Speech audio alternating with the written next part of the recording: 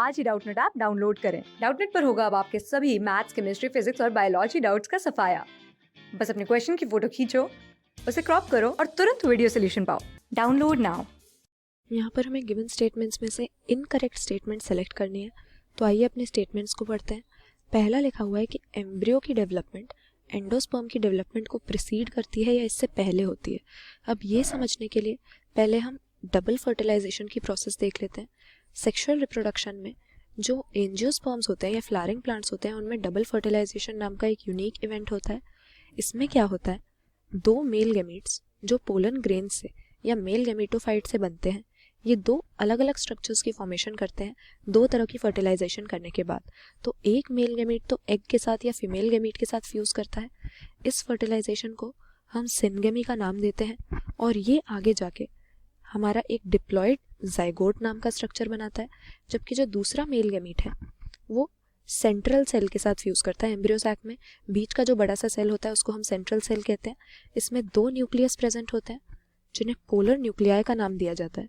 और इसके साथ जब मेल गैमीट फ्यूज करता है, इस फर्टिलाइजेशन प्रोसेस को ट्रिपल फ्यूजन कहा जाता है और इससे हमें एक ट्रिप्लॉइड सेल मिलता है जिसको हम प्राइमरी एंडोस्पर्म सेल कहते हैं और ये आगे जाकर एंडोस्पर्म की फॉर्मेशन करता है।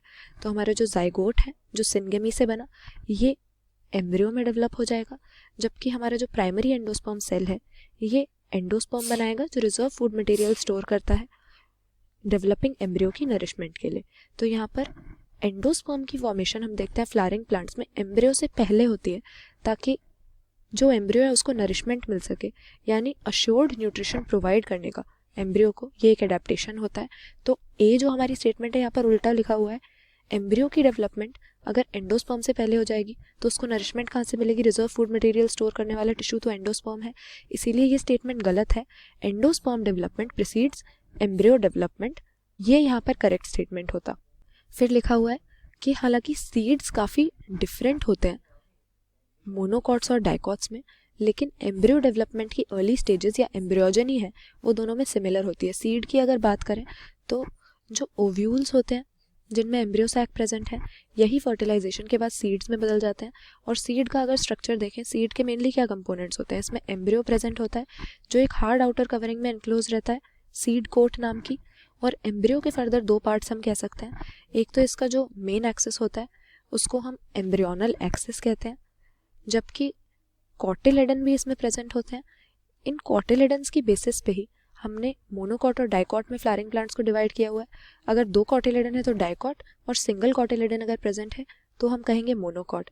तो यानी सीड में तो बहुत फर्क हो गया, मोनोकॉट्स में सिंगल लार्ज कॉटिलेडन है जबकि डाइकॉट्स में दो कॉटिलेडन्स मिलेंगे हमें सीड में। लेकिन अर्ली स्टेजेस जो इनके एम्ब्रियो की डेवलपमेंट की होती हैं, यानी जाइगोट जब डिवाइड करके एम्ब्रियो में डेवलप हो रहा है, वो सिमिलर होती हैं। ये बात यहाँ पर करेक्ट है, ये स्टेटमेंट सही है कि सीड्स काफ़ी डिफरेंट होती हैं। मोनोकॉट्स में सिंगल कॉटिलेडन जबकि डाइकॉट में दो कॉटिलेडन हमें सीड में मिलेंगे, लेकिन एम्ब्रियो की डेवलपमेंट की जो अर्ली स्टेजेस हैं वो सिमिलर होती हैं। फिर अगला हमें स्टेटमेंट दिया है कि टिपिकल डाइकॉट एम्ब्रियो में एक एम्ब्रियोनल एक्सिस और दो कॉटिलेडन्स हो गए। ये हमने यहाँ पर डिस्कस कर ही लिया था कि सीड के मेनली क्या पार्ट्स होते हैं? एम्ब्रियो होता है जो सीड कोट से एनक्लोज रहता है, और एम्ब्रियो में एम्ब्रियो की मेन एक्सिस, इसकी एम्ब्रियोनल एक्सिस और कॉटिलेडन्स प्रेजेंट होते हैं। जो डाइकॉट के केस में हमें नंबर में कितने मिलेंगे? दो मिलेंगे। ये बात सही हो गई कि डाइकॉट एम्ब्रियो के मेनली दो पार्ट्स हो गए, एक एम्ब्रियोनल एक्सिस और दूसरे उसके दो कॉटिलेडन्स। करेक्ट स्टेटमेंट है। फिर अगला हमें दिया है कि एंडोस्पर्म या तो कंप्लीटली कंज्यूम हो जाता है डेवलपिंग एम्ब्रियो से, जैसा कि हम कैस्टर एंड कोकोनट में देखेंगे, या फिर सीड मैच्योरेशन के बाद भी अगर ये परसिस्ट करता है मैच्योर सीड में। तो इसके एग्जांपल हमें दिए वीट, राइस, पी, ग्राउंडनट और बीन्स। तो ये बात तो सही है कि कुछ सीड्स में हम देखेंगे कि मैच्योर सीड में एंडोस्पर्म हमें बिल्कुल नहीं मिलेगा, एम्ब्रियो इसको कंज्यूम कर चुका होगा। लेकिन कुछ सीड्स में ये मैच्योर सीड में भी हम ऑब्जर्व कर सकते हैं परसिस्ट करता है। तो इस तरह की सीड्स को हम एंडोस्पर्मिक सीड या एल्ब्यूमिनस सीड कहते हैं।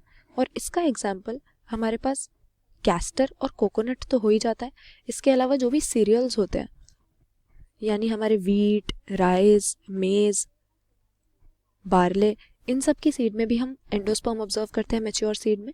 तो वीट और राइस तो करेक्ट एग्जाम्पल है यहाँ पर परसिस्टेंट एंडोस्पर्म के। लेकिन पी ग्राउंडनट और बीन्स, इसमें हमें सीड में कभी भी एंडोस्पर्म नहीं मिलेगा, नॉन एंडोस्पर्मिक सीड्स होंगी।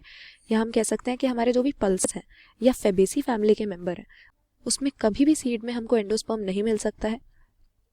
तो यहाँ पर एग्जाम्पल्स खाली गलत दिए हुए हैं। ये बात तो सही कही है कि कभी कभी एंडोस्पर्म टोटली कंज्यूम्ड होता है और कभी कभी परसिस्टेंट होता है, लेकिन किसमें ये एब्सेंट होता है? पी ग्राउंडनट और बीन्स में ये एब्सेंट होगा। कंप्लीटली कंज्यूम्ड का यहाँ पर एग्जाम्पल ये हो जाएंगे। और परसिस्टेंट किस में होगा? एल्ब्यूमिनस सीड किस में होगी? कैस्टर में, कोकोनट में, व्हीट और राइस में। तो यहाँ पर उल्टा हमें एग्जाम्पल दे दिया है, कैस्टर एंड कोकोनट में एंडोस्पर्म परसिस्ट करता है, जबकि पी ग्राउंडनट और बीन्स में ये एब्सेंट होता है मैच्योर सीड के अंदर। तो ये स्टेटमेंट गलत एग्जाम्पल्स की वजह से हमारी इनकरेक्ट हो गई। फिर लास्ट स्टेटमेंट हमें दिया है कि कोकोनट वाटर में, जो टेंडर कोकोनट में हम देखते हैं, सेल्यूलर एंडोस्पर्म होता है, जबकि जो सराउंडिंग वाइट कर्नल होता है वो न्यूक्लियर एंडोस्पर्म होता है। अगेन ये स्टेटमेंट हमारी गलत हो गई। कोकोनट हम देखते हैं कि एंडोस्पर्म इसकी मैच्योर सीड में हमें मिलता है, और वो भी दो तरह का एंडोस्पर्म।